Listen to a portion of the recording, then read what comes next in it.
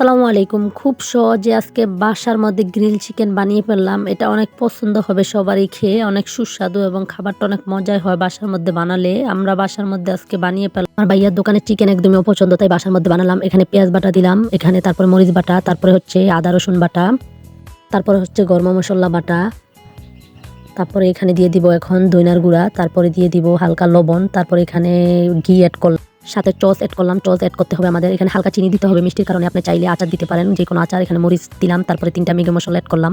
আসলে ম্যাগি মশলাটা অ্যাড করলে একটু ফ্লেভার বেশি আসে, মানে একটু মজা হয়। যা আমরা ম্যাগি মশলা সবাই সব কিছুতে অ্যাড করি। তারপর আমি হলুদের গুঁড়া দিয়ে দিলাম, দিয়ে সবগুলো একসাথে মাখাইতেছি।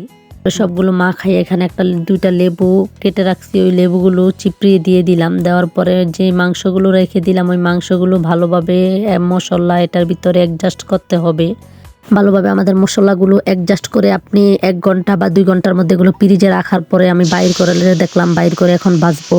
সবগুলো মশলা দেওয়ার পরে অ্যাডজাস্ট করার পরে এখানে হালকা তেল দিয়ে মানে কড়াইয়ের ভিতরে দিয়ে দিলাম।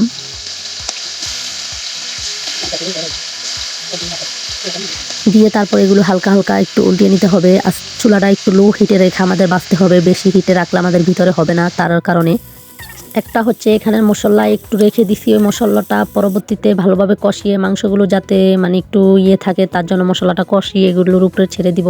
আস্তে আস্তে আমাদের ভাজা শেষ হয়ে গেল। আসলে বাসার মধ্যে বানিয়ে খেলেই অনেক মজা হয়। আমরা যা একবার খেয়ে দেখলাম, রেস্টুরেন্টের তো অনেকই মজা হয়েছে। আমার ভাই অনেক প্রশংসা করলো। সাথে বানালাম চাটনির সস, সালাদ সস, তারপরে হচ্ছে রুটি, নান রুটি বানালাম। সবাই ভালো থাকবেন। আল্লাহ হাফেজ। আসসালামু আলাইকুম।